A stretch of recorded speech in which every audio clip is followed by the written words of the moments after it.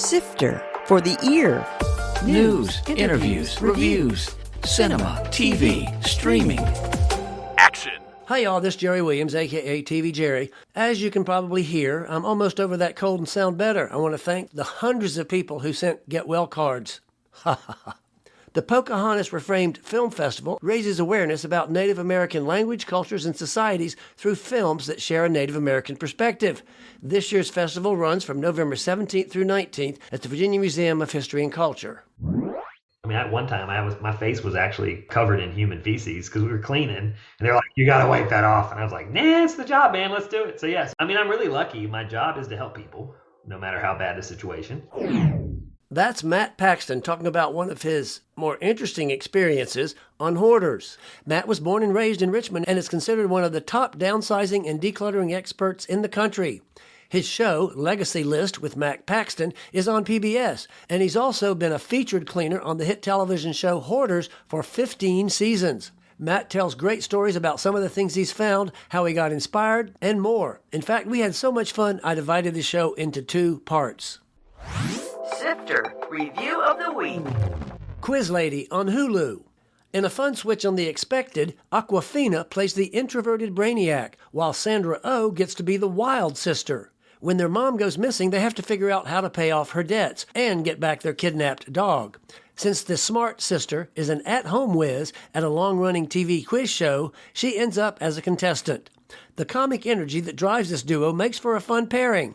Tony Hale, Will Ferrell, and Jason Schwartzman add enjoyable supporting comedy moments, with one surprise cameo in his final movie. While there's not a lot of outright laughter, there's plenty of exuberant energy, especially O in her outrageous outfits and attitude to match.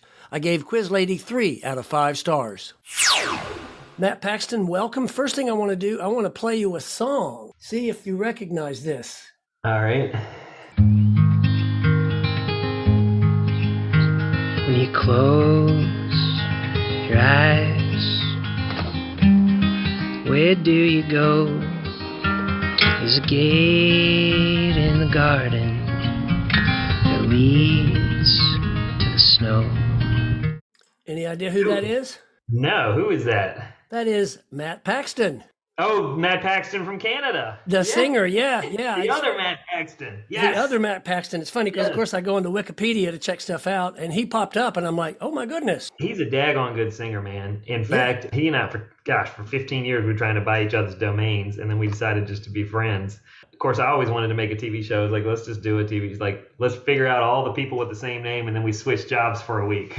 Right, crazy. It's like, that guy, he's a magnificent musician, and he's got a great little. But he gets very annoyed when people don't like me on Hoarders, because then he gets bombarded. Right. I haven't met him yet, but I know it'll happen. He's in Toronto a bunch. If you ever want to hear good folk music, it's Matt Paxton. That's the place to go. Good deal. So first of all, you have a longtime Richmond connection. You were born and raised here, right? Born and raised, man. I just moved 2 years ago. So the first 47 years of my life, I grew up in Bon Air. And my dad lived in Churchill. So how did you get into the decluttering? What inspired you into that? So when I was 24, my dad, my stepdad, and both my grandfathers, they all passed away in the same year. And I had to clean out all their houses. And my dad had this big house at the top of Churchill on 32nd Street. And man, I cleaned that house for like 3 months. And it sucked. Like, it was really hard. And my grandfather had always said, if something sucks, do it as a job, because other people will pay you to do it. Oh, good. And I was volunteering at Comfort Zone Camp, which is another Richmond connection. It was a camp for kids that had lost their parents. Right. So I was cleaning out houses during the week and then helping young kids that lost their parents on the weekend. And I realized it was the same conversations. I had just done it by my own family for the first year. And then old ladies at church started hiring me. And then, Richmond's a small town. People say, oh, well, can you help my mom? Can you help my grandma? Sure. And before I knew it, I had a business. And then I just started taking really nasty houses, like the ones nobody wanted. And I took my grandfather's advice, and I was like, well, this is disgusting, but it's pretty interesting. And people are paying me. It's better than a real job. And so I was like, I'll just keep doing it. And here we are. I'm 49. Obviously, your dad, Ed Paxton, was in the advertising business. You mentioned him earlier. Did any of his influence play into this at all when you decided to start your own business? Did he give you some advice? Because he obviously ran his own business. Or the irony is I did it because my dad died. Right. So like, it's crazy when you think about it. Like my dad, you knew my dad. He was an ad man. Right. He was a wild man. He was, I mean, Mad Men, the show is accurate. I'll say that. Yeah, right. But he was respected too. So he was super respected, but he worked hard. He died broke. He worked really hard, and he died really happy. And so I've always kind of taken that with me. I was like, well, I was like, I might as well go for it. If my dad can make it, I can make it. And I always knew my dad would love this. My dad would love what I do. And especially when I got on TV, he would love it. And so there's always this spirit of, support above me. Yeah, I mean, it's crazy. I would not have the career unless my dad had died. The one person I wish was here to see it all. Wow. Couldn't have had it unless he was here. And so it's one of those, saving awful great things, and it's just magical and like a movie, and but I think the best story I'll tell you is I was in Fort Collins, Colorado a couple years ago giving a speech, and this lady comes up and she goes, "Are you by any chance Ed Paxton's son?" And my dad had been dead for 10 years at this point. And I said, "I am." "How did you know?" And she goes, "Well, you prance across the stage like your father." And it made me happy. I was like, well, there it is. There's the, wherever it is, it's there. And we're all inspired by our parents somewhere along the way.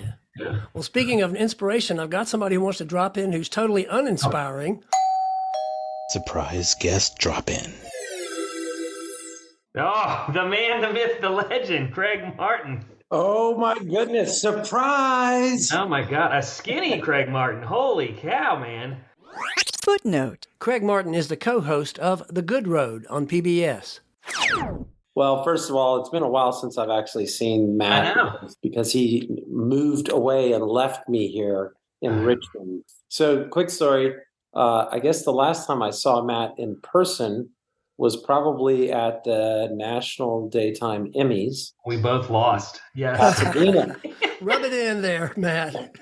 So yeah, no, that was a crazy evening. But the best really was the fact that when we got into dinner and all that, so all the PBS related people, American Public Television people were nearby. We all were hoping for the big win. Yeah, for any of us. Yes. Yeah. No, the world of public television is that we all kind of rally together, we commiserate.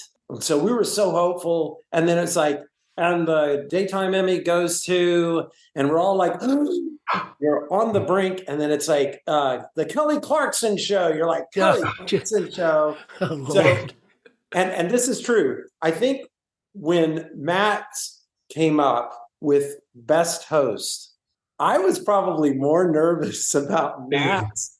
Not nervous that he could or couldn't get it, nervous that he wouldn't get it because he was up against some pretty stiff competition. Oh, Oprah. Yeah. I've heard of her. Anna Gaines. I mean, it was Marie Kondo. We were up against some tough people. Yeah. And when he didn't win, we were all like, oh, it was funny because everybody. I heard you across the room. Yeah. Yeah. It's like, no, robbed. The worst for me was one of my editors happened to be there, and this guy had edited me for 15 years on Hoarders, and I'd never met him before, but he knew my face and my voice, and I didn't even know who the guy was. And he comes up and he's like, "Man, it is so good to meet you, Matt." And he's like, "Hold this." He's got 2 Emmys. He had just won like Best Director and something else. And this guy's like, "It's so good to meet you. Will you hold this for me?" And I go, "Nah, man, I don't want to jinx it."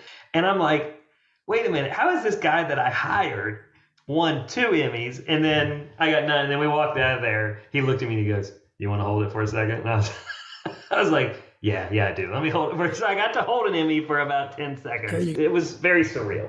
It was fun. We had a good time. It was another one of those things from our weird world of entertainment that you just say, well, that was a cool experience. No, it was fun. And I'll always remember that evening. And it was made even more special, seriously, because Matt was there and getting to hang out with Matt and his crew. That was fun. And that's how we met. You and I met at the Emmys, became good friends after. I mean, we've been good friends ever since. As soon as Matt and I, actually physically talked in person, it was over. It was over because we had so many common themes in our lives. And and if you're in public television, you have to hang out because you have to split the bill. There's just no Yes, the budgets are so generous always. The budgets are tight, man. The budgets are tight. Exactly. So you got anything else you want to tell us, Craig, to embarrass Matt before we let you go?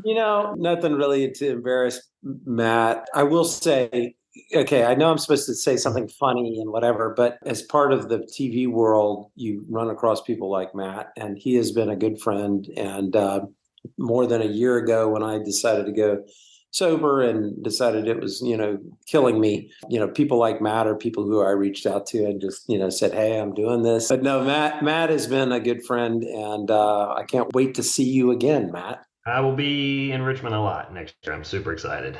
I get to see Jerry all the time. Yeah, right. We need you back.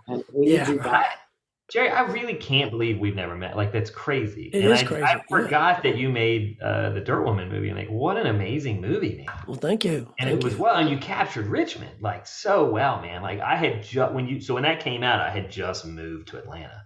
There's nothing like Richmond. If you're from Richmond, you're from Richmond. And I was missing Richmond so hard. And I got to see the movie, and it was like, oh my God. Like, that's it. Like, what I knew Donnie as I was a bike courier on Grace Street across from the old, what was the Grace Theater? That old, the old Lee Art Theater. The old Lee Art Theater. Yeah. Before the school owned it, before VC, and it was a sketchy little place. And Donnie would hang out in the alley. And, and I'm a 12-year-old kid talking to this like 400-pound transvestite, like it's normal, and he was the nicest guy, he was super kind. He was unbelievably kind. This is what I didn't realize. I didn't know y'all didn't know each other. So when I talked to Jerry, who I consider TV Jerry is an icon here, and I said, well, you don't know Matt. Matt is a Richmond icon. And so I'm super glad that y'all were able. The meeting of the icons. I was already following you. Like, I just followed you normally. Right. And someone's like, yeah, do you follow TV Jerry? I'm like, yeah. He's like, he's from Richmond. I'm like, what? Like, how is he from Richmond? Well, actually, I was born and raised in Florida, but I came here to go to RPI. So that tells you how long I've been here. Okay. Well, Craig, we're going to let you go so we can get back to the... Jerry. Okay. All right, man. I'll see you soon. All right. Bye-bye. So let me ask you a very basic question here, and you've probably been asked this a million times. What is the basic concept behind separating the good from the junk? And I know your book, Keep the Memories, Lose the Stuff, kind of says that, but do you have a nutshell of what you tell people? Yeah, that's a great question. For me, how do you separate good from bad as far as stuff goes? That's changed over my career. When I started, it was valuable, financially valuable or not. And now it's emotional value. Is it emotionally valuable? Is it not? And for me, it's what's the story? And honestly, that's how I got from Hoarders to my show Legacy List. Hoarders was all about drama, and just drama and sadness and trauma.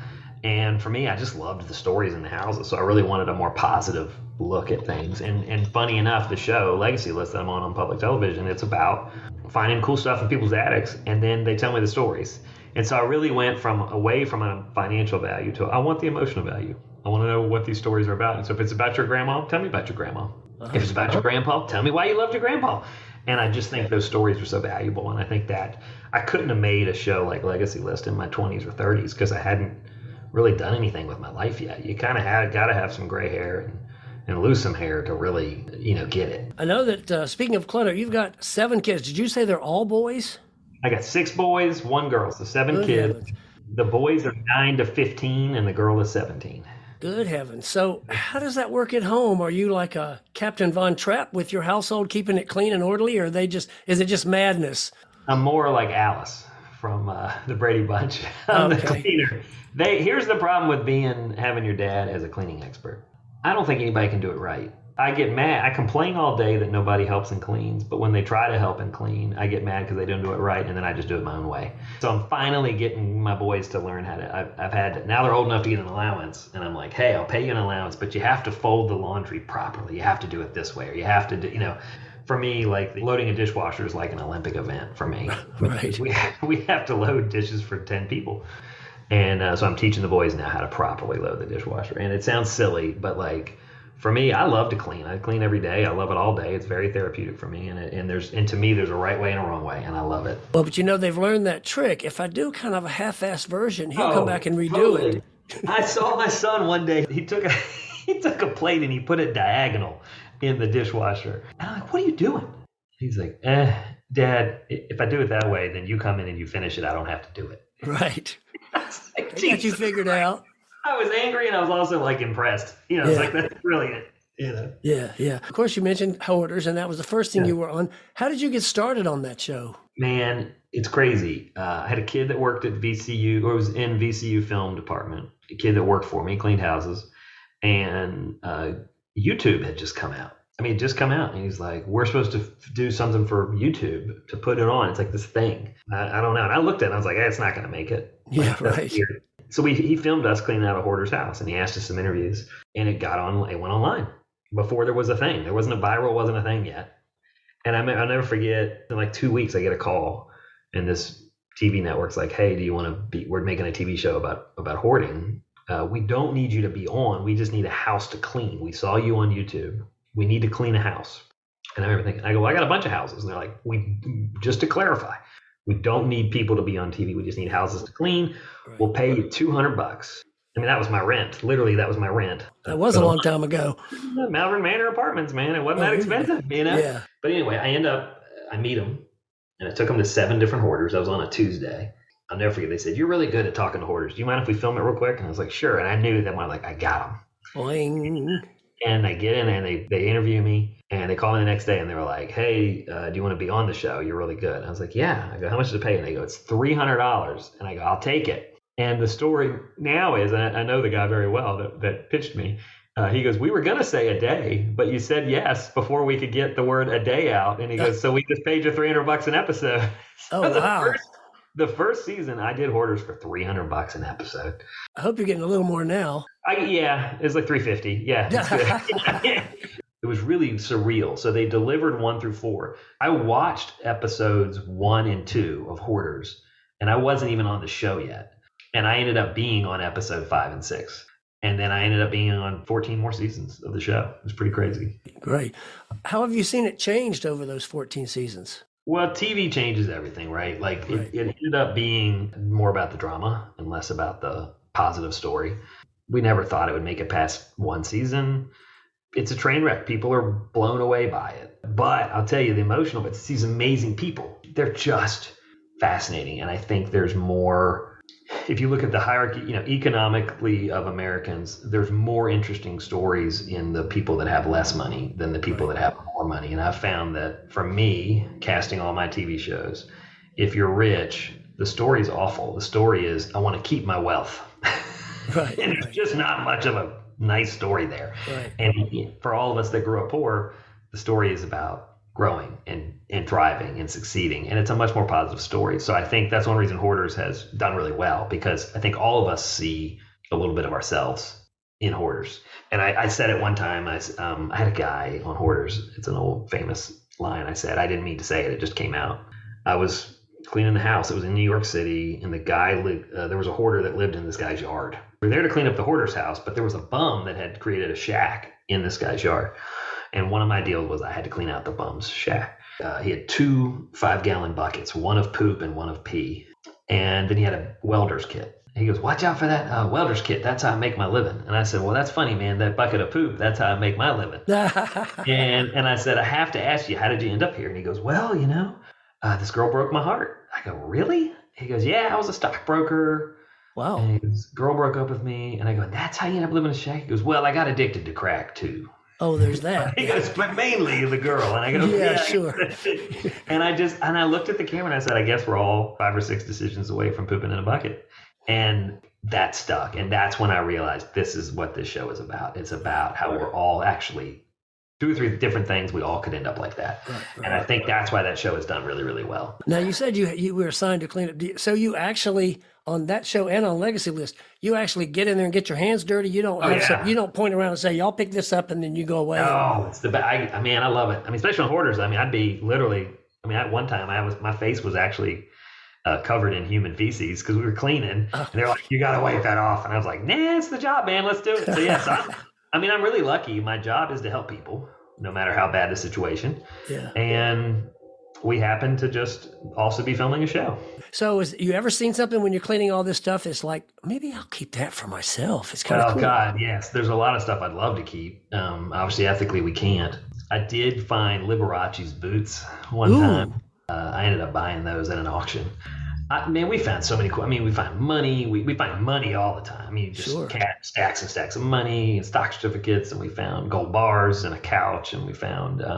Actually, I found in Richmond one time. I found a roll of Richmond trolley tokens. They were silver Richmond trolley tokens. Wow. That was early in the days, and I bought them from the client. I'd say probably my favorite thing was I found one of my dad's paintings in a house. In another house, not in his house. In another house in Richmond, like 15 years later. Wow. And my dad did a lot of paintings and people collect them, and I'd never seen this one. And I found it, and I'm looking at it, I'm like, that's my dad. The business was big enough that I had to everything was going to auction. And so I started to bid on it, and I got outbid. Wow. It got too expensive. And you find out okay, well, how much do you love your dad's art? Well, not $1,000 worth. I'll tell you that. I like it around 200, And I was like, oh, and so someone else won it. And when the kid came up to pick it up, he writes like, you're Ed Paxton's son. I was like, yeah.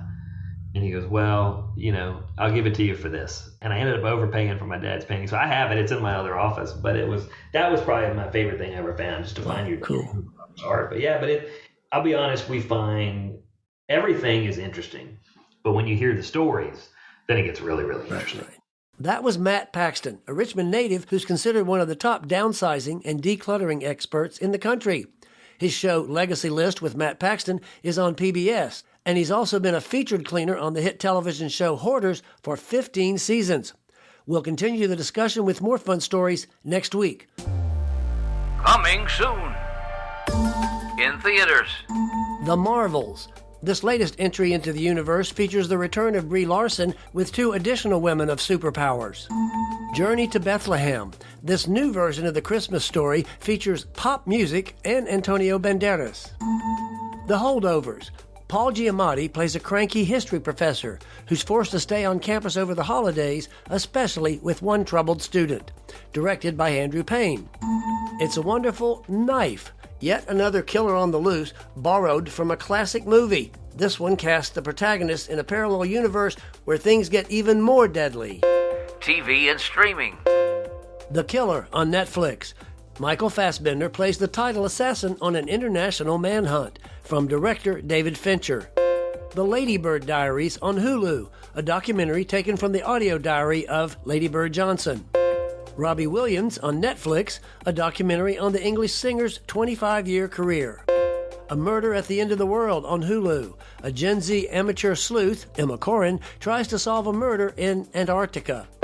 Albert Brooks Defending My Life on Max, a documentary about the comedian filmmaker, including interviews with Sharon Stone, Larry David, Conan O'Brien, and Jonah Hill. The Curse on Showtime. A husband and wife TV team host an HGTV show played by Emma Stone and Nathan Fielder. They suffer from the titular curse. For All Mankind enters its 4th season on Apple. I'll be back next week with part 2 of my interview with Matt Paxton. This is Jerry Williams. Thanks for listening.